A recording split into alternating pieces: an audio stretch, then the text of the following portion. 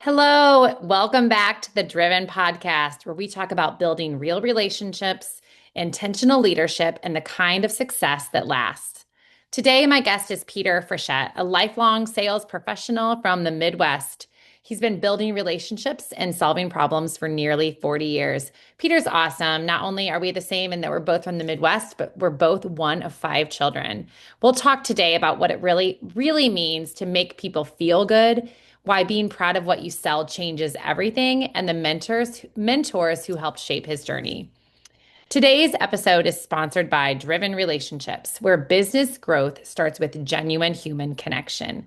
At Driven, we believe that loyalty and referrals don't come from transactions, they come from trust. If you are ready to stand out in a noisy digital world, visit drivenrelationships.com. This is Peter Frechette. Say hello, Peter. Hello.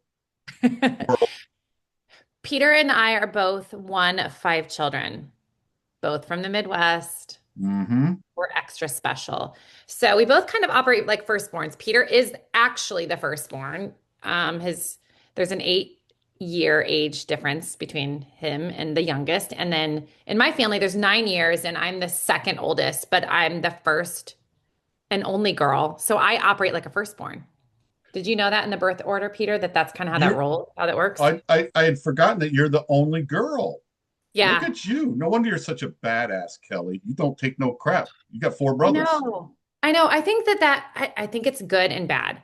I think it allows me to run a business, have conversation with men, um, have tough conversations.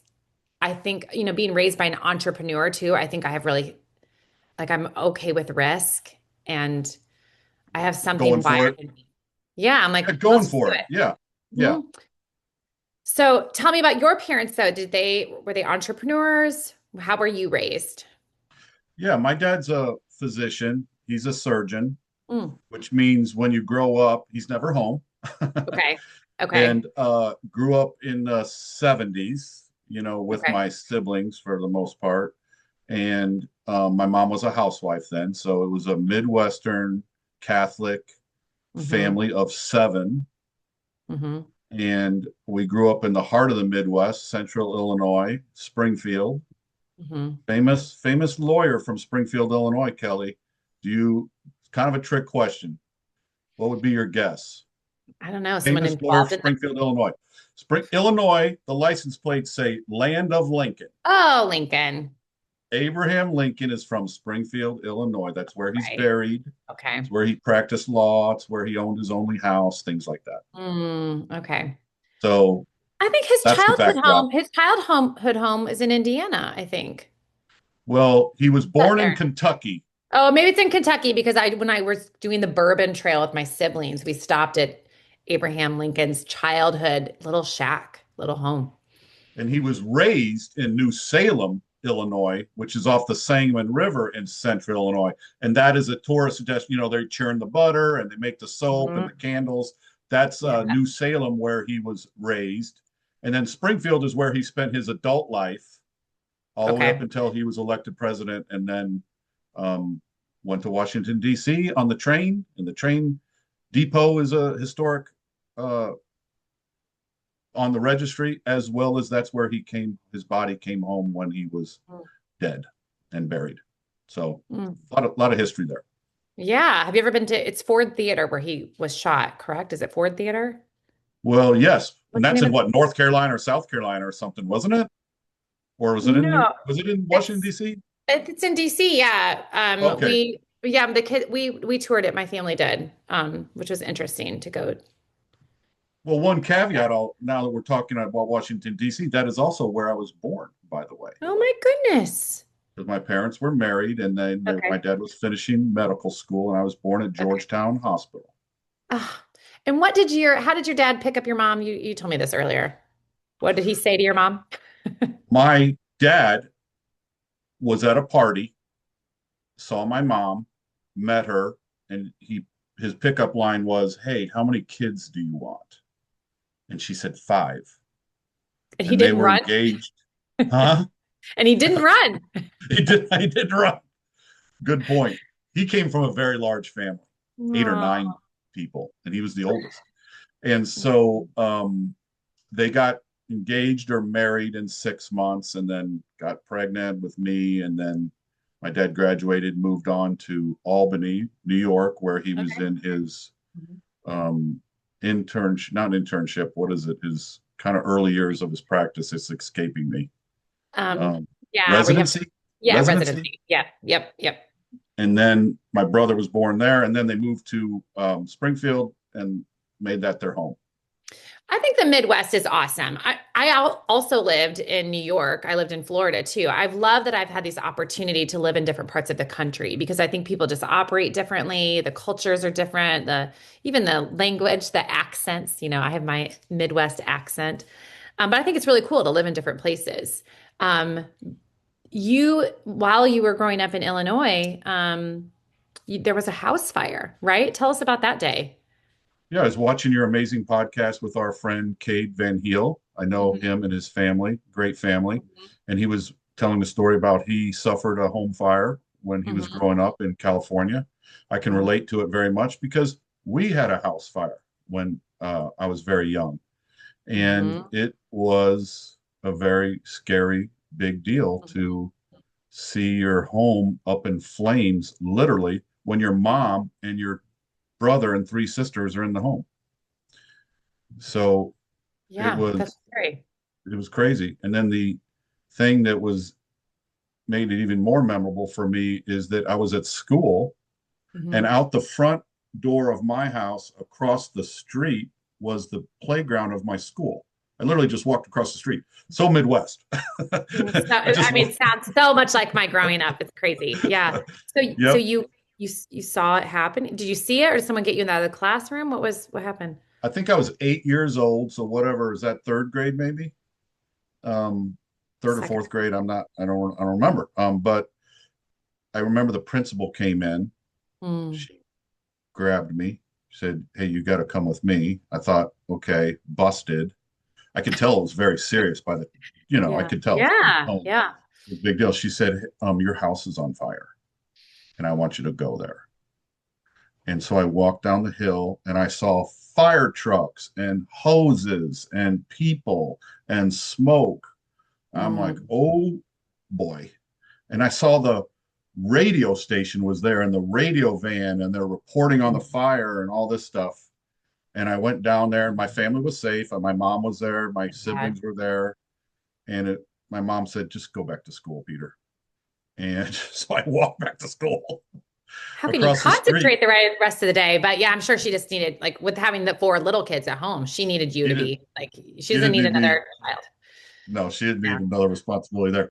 And the playground, never forget this.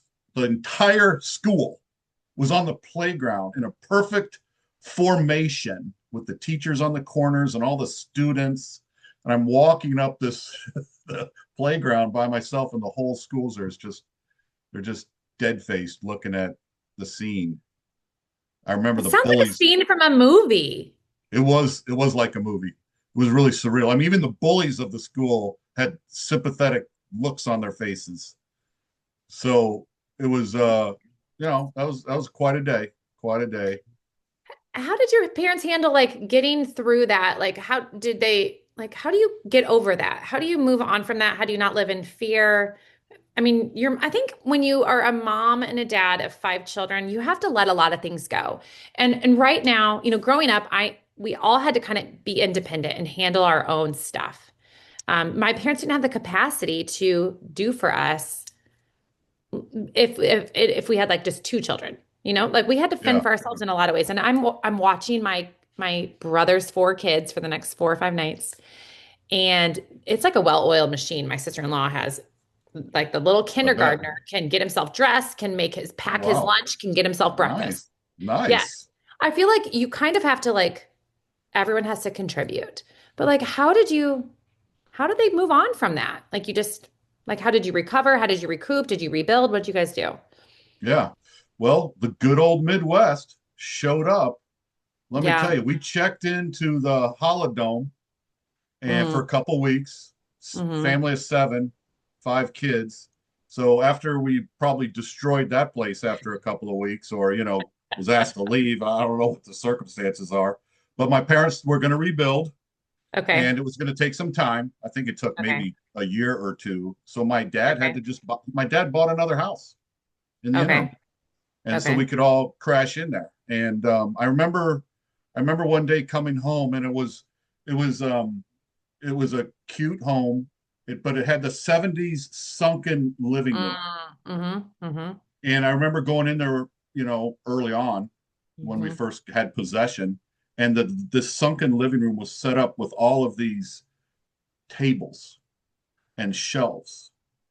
And we'd gone in, and it was full of stuff that the community had just donated My out of goodness. their own home, like a Yeah. toaster, towels, silverware, So and nice. it was just we had so we just had everything, like stuff we never even had before, Oh waffle my iron, whatever it was. But God. Right. we were very well moved into that place, and then it just kind of was normal for a couple years. Yeah. That's a beautiful thing to come out of that and to have the community come around you. So let's fast forward to you live in Arizona now. We've had a business relationship for years now. My Years goodness. now. Yeah, yeah, I'm very 5 thankful for years, everything. 4 years, 6 years? I don't even know. I need to I look don't even back. know either. I don't even know, A but I'm really, very really long grateful. time. You've been a huge champion of driven relationships in my business. You've been a great referral source and connecting me with so many people. And just whenever I walk into a space, you like always give it like a shout out to me. You're just so good at that, Peter, and making people feel like the most important person on the planet. And that's one of the goals I have for myself personally. And it's so nice to be in a room with other people like that. So I want to say thank you for that. You're in sales. So give me a little bit of history on that and what you're doing now and like kind of your secret sauce on how you do it all. I want to know everything. Yeah, yeah. Well, I went to U of A for 4 years. I was not anywhere close to a degree. Hmm. I made a very poor calculation, and that is I went way over my head in my aspirations for a degree. I was in a Okay. double major in finance and real estate, and I was just in over my head. And so after 4 years, I wasn't close to a degree. Oldest of five, right? Got four people behind me. My parents said, "All right, Pete, go get a job. Mm. We are relying on your siblings." We're done with Basically, you. We're yeah, we're moving done on. with you. We're moving on. Good luck. So I went to Illinois, and I got into real estate as a 21-year-old, Okay. and I was in real estate for 23 years, I didn't know that. and Okay. I really honed my skills as a salesperson. So Mm. I think I would say that, where do college dropouts go? They go into sales. That's where the money is. I mean, why wouldn't you? It can be very rewarding. Now, I even think today people go into sales right out of college knowing that's what they want to do because of it can be very financially rewarding. And it can be Yeah. rewarding in a lot of ways. Yeah. Lifestyle and things like that. If Hmm. it's something that you want to do, which is take care of people, meet Hmm. people where they are, Hmm. and have a solution, solve their problem. Yeah. If you can take care of them and be passionate about what you do. I learned Hmm. this very early on is that if you Hmm. are not passionate about what you're doing, then go do something else, Right. because you don't want work to really feel like work every day. So Right. believe in what you're selling, believe in what you're doing, Hmm. and Hmm. take care of the people, Hmm. under promise, over deliver, kind of all Hmm. the same concepts that Hmm. still apply today. Sales really hasn't changed much over the decades. Yeah. The technology has changed the way that everyone shows up to work every day, or even just live their lives. So Right. evolving has been something that's been in my wheelhouse since I was an adult, being able to evolve, adapt, and Hmm. take a hold of what is needed in today's world. And today in my business, I'm in IT, it's AI. I'm really adopting into AI. I may have come into it a little bit later than some. I probably went a little bit kicking and screaming like I did with everything else. Um, Hmm. and AI is just going to be extremely powerful in Hmm. what everyone does now. I agree. Does it scare you at all? And are you like bummed about it, or are you like just gotta embrace it and Well, I saw an article yesterday on it, and well, we're all doomed. I mean, let's just we're doomed okay. at some point. I don't know when, but they're talking about the large language models with the agents. And once the agents, the agents is a bot that you can go into Hmm. agent mode and have them do specific things for you. Well, there's going to be millions and millions of bots out there, and pretty soon they're going to have their own language, and they're going to be able to talk to each other, and we're not going to know what they're saying. So Scary. if it's like, does AI scare you? Well, that right there is that's a big deal. That's a big deal because then we don't, what are we going to do? Unplug them? I mean, I don't know. So, uh, I, Right. yeah. So, to be determined. Okay.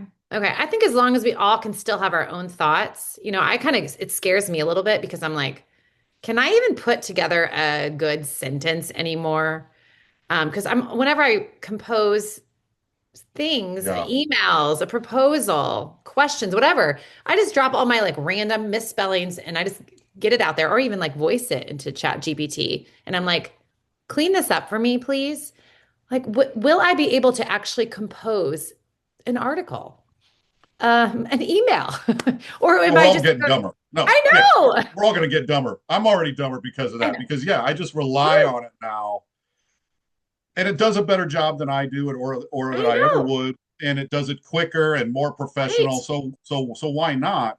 But yeah, I'm And already dumber because of it. I'm like, well, I don't have to think about that. I'll just throw it in the right. chat five. And Well, what I believe though is we can be visionaries and concept people. I think I'm doing this in the right way. I feel like I can see big picture things and it can articulate what's going on and kind of devise a plan better than if I were to build out the plan. I feel like it helps me where I have some gaps because I'm like, this is what I want it to be. And then I'm like, oh my gosh, that is exactly what I would have done had I not known how to do that. That I love that result. Does that make well, sense? that's well, it's very important actually. I mean, what you're saying is actually very, very good advice because what you're saying is that you adopt it in your own way. And that's what you have to do.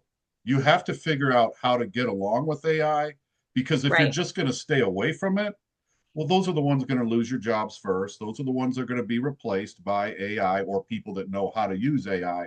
So, of Right. course, I would say you need to learn to get to know how to operate under this AI landscape that we're now in. Yeah. We have to. We all have to learn how You, to you have operate. to. You have It's to. like It's the here. people that said, I'm not getting a home computer and I'm not going to get an email. Well, you got left behind. Well, The world moved on. I'll give you two quick examples on how that's so true. I got into real estate in 1989, and I was the first person in my office of 50, other than the big wheel commercial realtor. I was just the young residential realtor. He had a cell phone. And I Mm. said, I want a cell phone. And it was $2,000, It- and it probably came in a bag. And I got a cell phone as a realtor, yeah. as a young Yeah. realtor in an office of 50. And I had the old dinosaurs in the office. What do you need that for? I'm not buying a cell phone. Why would I need a cell phone? Well, I can reel off 100 reasons why someone needs a cell phone. Then I was the first person in the office to use a computer and real estate kind of software, CRM stuff, a program, a software called Act. I think Act is still out there. Now it's Salesforce and whatever you're using Right. now. But I thought I was hot stuff because I had a cell phone and a computer in my office that no one else did at the time. That is so cool. So I love yeah, it. My dad had a yeah, car phone, but it was like in a yeah. bag, I think, Oh or yeah, like yeah, I'm sure it's the same kind of yeah. concept. And I Bag thought it phone. So cool. My dad had a car phone. Even Oh, it like a was cool. cordless phone, like that you could like go outside in the back porch and still Oh, talk that. on. Yeah, yeah. You just acted like it was a cell phone. I Yep, know. yep, Oh, yep. we And grew up in such the golden years. I mean, it really was magic, wasn't it? it was magic. It really was. But now it's the same thing. Now we have the internet and we have AI and I'm in IT support and cyber. Cybersecurity. I tell young people, anybody that's trying to figure out what they're going to do in their life, I tell them go to study AI or cybersecurity or both. You Mm, will be fine. okay. And that is a piece of advice that I would give to any young person that's trying to figure out what they're going to do because these two things are not going anywhere. Yep. Yeah, you're right. I love that. Let's talk about relationship building. Because I think, like you said, things have not really changed in sales. It's the same thing. So I own a marketing company called Driven Relationships. We used to be called Yeah, you Driven. do. We used to be Yeah, called you Driven do. Marketing, and I was like, I really am focused on one thing that really moves the needle, and that's the relationships you build with your clients and your referral partners, and those leads that you need to turn into clients. There's just so much stuff you can chase. There's so many shiny objects you can do to like try to get sales or to do marketing or whatever. And there's so much wasted time. I really believe the biggest impact you can have is building relationships. And that's what you are doing in sales. And that's how you have used us in both the companies you've been with. So you're with a new company now. So tell us a little bit about how you build relationships and what your strategy's been around it for your entire life. Well, I'll give you some good stuff on that subject because real estate sales is the long game, right? It's Yeah. not the short game. Right. Real estate sales is not transactional, really. It's very highly built on relationships and Mhm. trust and Yep. credibility. And so after real estate, I was in 23 years, I got into transactional sales. I had Okay. almost a 15-year career with ADT Security selling physical Okay. security. Now I sell cybersecurity, but that was my Okay. transition is from ADT, which is transactional sales. That's what it is. Mhm. And people call ADT or you run into somebody and they want to get a security system or protect their home or cameras for their business, whatever it may be. Well, as you know, because you were a very key component to me in evolving that Mhm. transactional aspect of those sales, I flipped it into relationship sales and driven marketing. I couldn't have done it without driven at all Mhm. because we worked together to build a system that created relationships for people that could refer me easily, Mhm. consistently as a Mhm. value add to their service. It could be the Right. realtor, it could be their home insurance person, it could be their landscaper. It's all about how can I make you, valuable referral partner, stand out or add Mhm. value to you by referring me and ADT Right. at the time. And so Mhm. we built a system that worked very well. It makes Mhm. a lot of sense. Mhm. And I was watching another article not too long ago that said that going forward, all sales is going to be relationship sales. Ding, ding, ding, ding, ding. I was like, amen to that because that is what I always thought and wanted to be able to do because I'm just better. I just want to work with cool people. I want to work with people that I can work well with. I want them Mhm. to reach out to me in really a warm phone call because they Right. already perhaps already kind of know me or know about me. I was definitely referred by someone Mhm. that they know and trust. And so then let's Right. carry that on until this Mhm. next solution that they need and whatever it is. Now it's IT support and cybersecurity for businesses. And the same thing Mhm. applies to that. That is very relationship driven. Yes. So, Yes, it really is. Today I was leaving hot Pilates because that's part of my daily practice. I go to hot Pilates. But the girl who runs the studio, she's like, I don't know why I feel like I should ask you this, but I want to. I'm like, what is she going to ask me? She's like, do you know a good notary? And she's like, you just seem like someone who would know who I should talk to. And I just think that that was an honor. I felt very honored that she said that to me, that she would trust me to give her a referral. But people don't, a lot of times, I don't think they're Googling to find someone. I think that they're going to ask their friends and family and they're a trusted person, an influential community member, their mom, their dad, their neighbor. People want Well, to hire someone they know. well, of course, you have this aura of you should know me. Yeah. No, I have an aura of like that girl can get things stamped and punched by a notary. I think this lady has four brothers. Yeah. This girl clearly has been raised by She wolves. knows she can, she will know how to help me. Yeah. Um, Absolutely. It's just one of those things that you have a gift of being very approachable, first of all, and you carry yourself as someone that knows how to help people and what you do.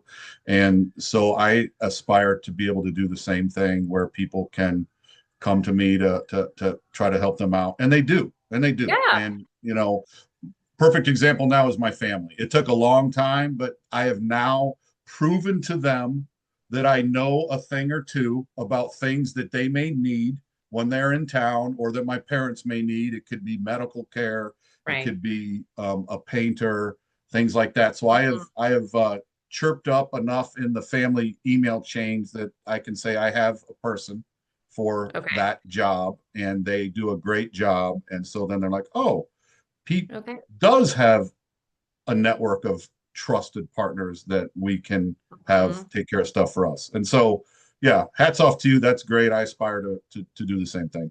I think why she said that to me though is because she recently gave me a donation because I came to her. I was like, "Hey, can you give a month membership to this charity thing I'm involved in?" I think she was like, "Oh, this girl's not afraid to ask people for things, and this girl probably Yeah, knows. yeah, yeah. Well, of Not course, afraid, that not yeah, well, you're very generous with your time and your resources, and you're a giving person, and so that stuff all comes through, whether you try to or not, Kelly. Oh, well, thank you, Peter. I guess my point in all of it though was people ask their friends and family and like their connections for it's all about relationships. All of it. I It's believe it is. I believe it is. And it's yeah, backed up from what I heard that all yeah, relationship, yeah, all sales are going to be relationship driven from now on. I totally believe that. yeah. And I love that. I love that. And it's come to find out, approaching 2 years at Cinch IT, is that when a business needs IT help, they actually don't search Google. They So actually do ask they somebody in the office, what do we okay. do? Who do we call? Who do you know? What do we do? What about this? It's a weird thing.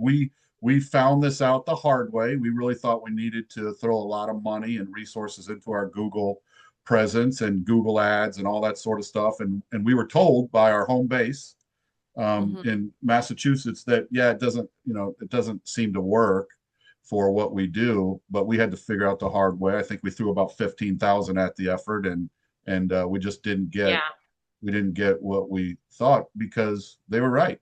So yeah, I think it's part of the reason I'm at Cinch IT is they thought, hey Pete, you're out and about. We want you to make those connections to make the phone ring for this IT company. yeah. So who are good referral partners for you? Like if you were to be in a room and network with people, who I know we are in a group together, but what's your ideal referral partner? Yeah, great to answer that question. When I talk to business owners or decision makers, you're usually falling into about three categories if you run a business. You're either Okay. taking care of your IT yourself, which Okay. is no fun, not Hmm. easy, changes Hmm. every day, can be very complicated, or you have an IT person, which really doesn't make sense until you have about 50 employees, Okay. 50 users, because they're expensive Hmm. and they Yeah. take vacation and you have to pay benefits. So we're actually a perfect fit in between those two situations where Okay. it makes more sense for you as a business to outsource your IT needs. Okay. So Cinch IT is that outsourced IT solution for businesses that really we make a lot of sense, almost a no-brainer in my opinion, if you have 10 to about 50 employees, Okay. Does because it? you're just too busy to do this on yourself. It doesn't Yeah. make sense. Yeah. And there's a lot of tech going on because presumably they all have a workstation or a laptop. It doesn't matter if they work at the office or they're Okay. hybrid or they're remote anywhere in the world. We're able to fully support that company on all their IT needs. Then we take care of all of their cybersecurity that's needed to make sure that their data is protected. And then Mm-hmm. we really make a lot of sense for businesses that have compliance issues. And I'm talking about Okay. cyber security compliance issues. Everyone's heard of HIPAA. Mm-hmm. HIPAA Mm-hmm. is a real compliance Mm-hmm. need out there that Mm-hmm. companies need to make sure they are compliant. Because if you are a doctor's office and you get hacked and there's a breach or a loss of your data Mm-hmm. and That's a all the problem. medical information of your patients gets put on the dark web, you will be closing your doors. Yep. It's just the way it goes. Yeah. Yeah. As a matter of fact, stats say that if you're a victim of a data breach and you're a small business, 60% of those businesses go bankrupt within 2 years. So it's a Oh, wow. very, very important thing. And then the other compliance is our financial clients. So if you're in the financial business, mortgage office, things like that, or even manufacturing, because you could have government contracts, or you could have a contract. You could be a mom and pop operation. You make a bolt for Boeing, Mm-hmm. and so if someone wants to hack Boeing, you can't hack Boeing very easily, but you can hack their vendors. Mm. You can hack the mom and pop down the street that doesn't have all of their network locked down appropriately. So you hack there, and then you get into Boeing and you do your thing there, and that happens far too often already. So Okay. this is where Cinch really comes into um, being a great fit for businesses because we're better, we're faster, we're more consistent, we're up to date, we do all the work, and we're a great value. Our support plans are unlimited, Kelly. So Okay. we offer a help desk. That's our first line of reactive support that's needed. Hey, I forgot my password. I can't log into my computer. I can't connect to the copier. So Okay. you call our enterprise level English speaking US based. 24/7, 24 hours a day, 7 days a week? We can Or are do there hours? 24/7 at times, but it's typically business hours, Monday through Okay. Friday.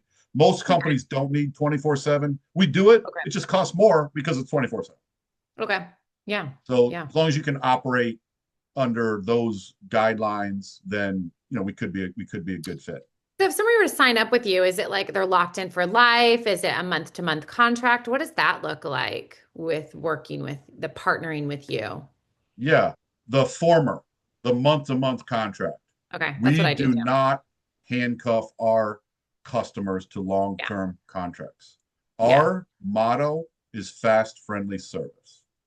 We Love back it. that up Okay. by not requiring a contract. It is simply month Yeah. to month. So we love to prove it every day. We are Yeah. extremely highly rated. We have won a bunch of fancy awards that I couldn't even talk to you intelligently about. And 24 years in the business, Okay. veteran owned. The owner of Cinch Cool. IT of the company is a Special Forces Ranger, Oh, 83rd Ranger Regiment, absolute stud, very dynamic guy. He just wanted to be the best IT company in his neighborhood. And 24 years later, he has done that. And he's done it simply, he just does everything. The company just does everything right. Every time I have an issue and I reach out for the solution, they just do the right thing. yeah. Super refreshing for me coming from another Right. company that was 150 years old, dinosaur, didn't really do the things that I promised my customers as the customer facing person, promised that we would do, even though we were the brand, Mhm. even though everyone knew us. we also weren't that great at taking care of the customer. So I just Mhm. was very refreshed by knowing that we would stand up to what we promised to do. And one of those things is we're not going to handcuff you with a contract. Right. Yeah. Yeah. The way I measure my company and how it's doing is I have this color coding next to every client, and it's their raving fan, a fan. They're kind of in like their kickoff, or it's an emergency. And I want everyone to be in that top one, that raving fan, and it's a bright green. The fan is a green, but a raving fan is not only are they continuing to pay me month after month, but they're sending people my way. Yeah, And I absolutely. think as business owner and as salespeople and as customer service, you need to create raving fans out of all these people. Well, that's my primary job, the way I look at it. I mean, my job is to grow the franchise and take care of the customers and take care of them in such a way that they refer their business associates to Cinch IT because they are proud of the job that we do and that I do. And that's just Mhm. that's the primary thing that I look at is my responsibility. Yeah. Yeah, I And love that. and by the way, in a lot of industries, including IT, we are very dependent on surveys. So Mhm. we are, our primary reactive support is our help desk, or we will roll a tech out to you if we're able to, if you're in the area where we have a tech. Um, Okay. we make sure that they know that we want to hear about that experience in the form of a survey. Now, on a scale of 1 to 5. Our surveys are 4.95 to 5 across the board. And when we set up our quarterly business reviews with our customers, the first thing we do is we go over all of their tickets, which is a need that they had. So they're calling in for a need, and then an associated survey for any of the tickets. And then we review all of the tickets that came through to see, is there any kind of persistent issue that we're dealing with over and over that we need to address in a different way, or Right. how are the surveys, Yeah. um, and did we close out all of our tickets with success? Did we Okay. take care of the problem? Right. Are we doing what you need us to do, and Right. are we doing what you're telling us we're going to do? So always been very proud to be able to talk about, all right, let's review your tickets. Let's review your surveys. Here we are. We're 4.95 to Mhm. 5 across the Mhm. board. Is there anything that you want to discuss on this? Because looks like we're doing great. I love that. I Yeah. usually our with driven relationships clients, we meet once a year at some point and do Yeah. strategic planning. I Yeah. like the idea of surveying people, like how do you really feel on a scale of 1 to 10, and what were the good things, what were the bad things. It's a little more touchy feely in what I do than like here's a ticket that was closed. But I think you need to get a pulse on how are people doing? How do people feel about our service? I think Yeah. it's What the thing that I love about it is that we have a system for it, just like yeah, you. We have a yeah. system, and we have these tickets, so we could have thousands of tickets, hundreds of tickets for any given company in a year, and so every quarter we're going to review them, and it's just Mhm. a system. We don't have to think about it. It's just on our Yeah, checklist that we cover with them, yeah, whether we need to or not. So yeah, love it. Yep. yeah. Um, I'm going to start doing this. You're giving me so many ideas. I think one thing I want to do, and maybe this will help another business owner who's listening, is I want to divide my client list into 4 chunks, and then every quarter reassess that group of clients. And it's a different measurement, I think, than maybe what you would do with your clients. But I think every quarter you need to dig in and make sure things are good. I think I'm going to start doing that and just make sure everything's great with on every Well, different thing that we do. one of the things that we do when we go through our assessment of a business's network and the fitness of their IT environment is that we want to Mhm. make sure we're a good fit for them. And Right. we want to make sure that they are a good fit for us because we are Right. not a great fit for every business, depending Right. Yeah. on how they operate their business. Right. what's their IT environment that they're operating under, what's the fitness, where do they need to be, where do we want them to be. So we are constantly evaluating, are we remaining a good fit for you, are we doing our job, Mhm. and vice versa. So again, that's also very important. I'm not used to, I haven't done that process with any of my previous two careers. I So love that. I love yeah. that. I love that. Like, I think when you're a doctor, you measure health of someone, or if you're a personal trainer, you can definitely like weight, BMI, like all these different things. You can measure people's health. I think as business owners, we need to measure the health of our client, and you can measure. You have very systematized measurable goals, and I have the same things. They just look a little different, but I can look at the health of someone's relationship building plan of how they show up online, what their social media looks like, how their website is performing. Like I can do that health check. I Well, like it's all it. about the relationship. The Yeah. bottom line is it's just what's the fitness of our relationship today. Yeah. We've been your IT company for 5 years. This is Yeah. where we're at today. This is where you're at today. How is our relationship doing? We're also a great fit for dynamic businesses that are growing, adding locations, adding Mhm. employees Okay. wherever they are in the country or even the world, Yeah. really. So we help with those. We take that heavy lift. If you're in a Mhm. growth phase, we take that heavy lift off of the HR department and management and office Yeah. managers of the onboarding of their new employees. Also, their offboardings. I mean, if they're also downsizing Okay. and things like that, we take that heavy lift off of recovering the device, wiping them from access to the network, making sure they're not accessing any proprietary or data from the company and things like that. That's complicated too. So we take that off the plate of the owner. He's confident that once that employee is terminated or left on their own, that we got the device. We didn't get the device. We can remote wipe the device. We can lock down their access to the network. So this is extremely important for businesses. I don't care what business you do. Yeah. I mean, how would Yes. I mean, landscape businesses rely on technology to a large degree now.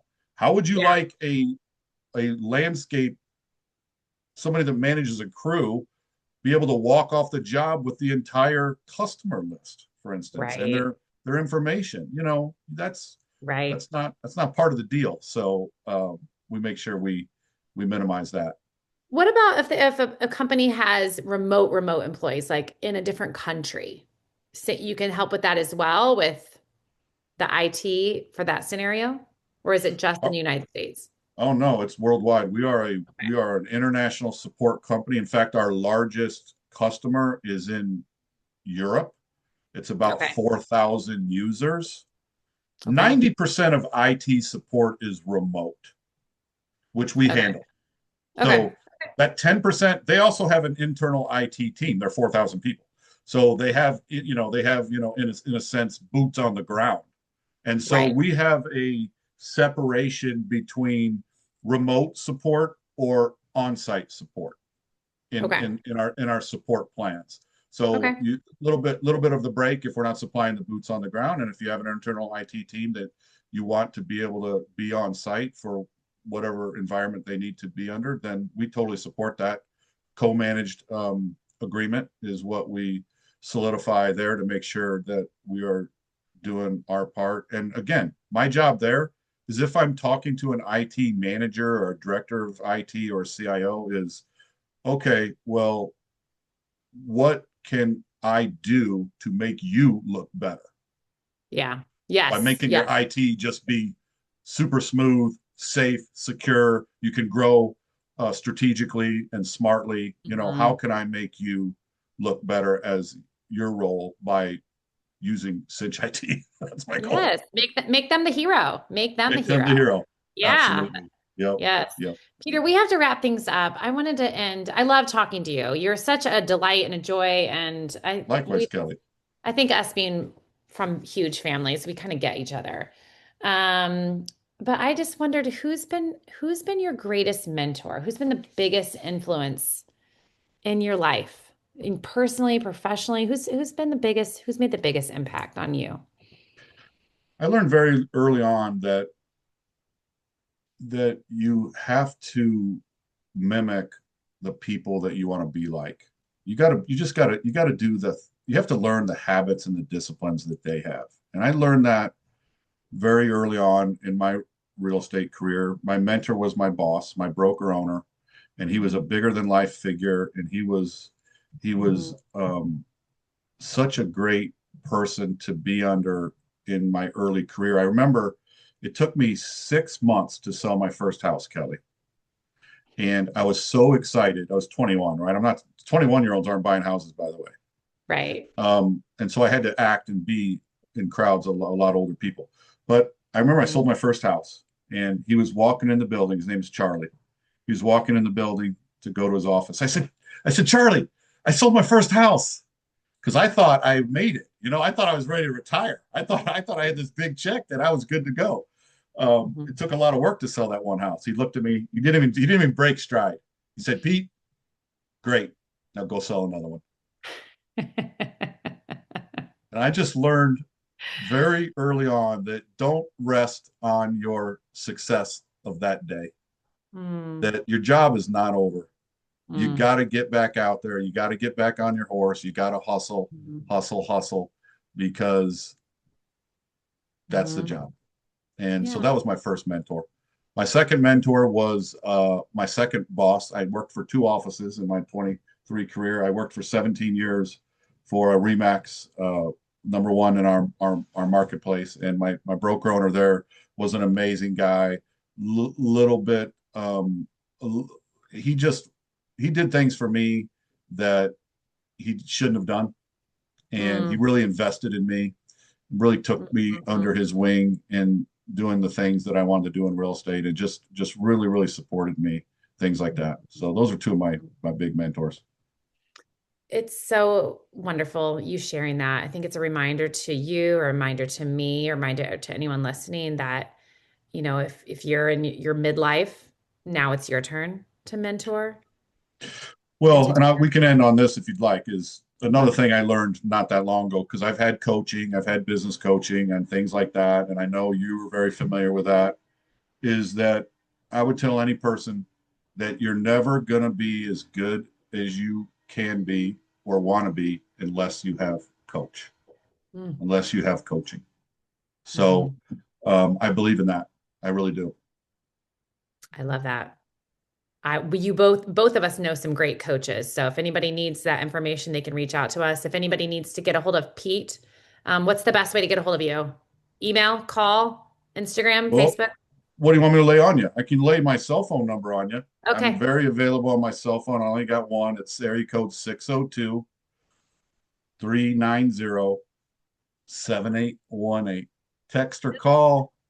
It doesn't have Happy a to see you jingle if you're with it. You serious. need to add a jingle to that cell phone number, and the entire world will have it memorized. Peter, I don't thank you so know. much. Appreciate you, and God bless you. Thank you so much. All right. I'll see you soon, Kelly. Thank you again for joining us today on the Driven Podcast, where we are all about growing relationships in life and business. We hope today's story reminded you that behind every brand, every business, and every big idea, there's a real person choosing to show up, stay rooted, and lead with intention. Your story matters. So keep building, keep loving, and keep doing the hard, beautiful work of showing up in both life and business. We'll catch you next time with another real, inspiring conversation. And until then, never let life and kindness leave you. Always be a fountain, not a drain. And don't ever forget that you are the best.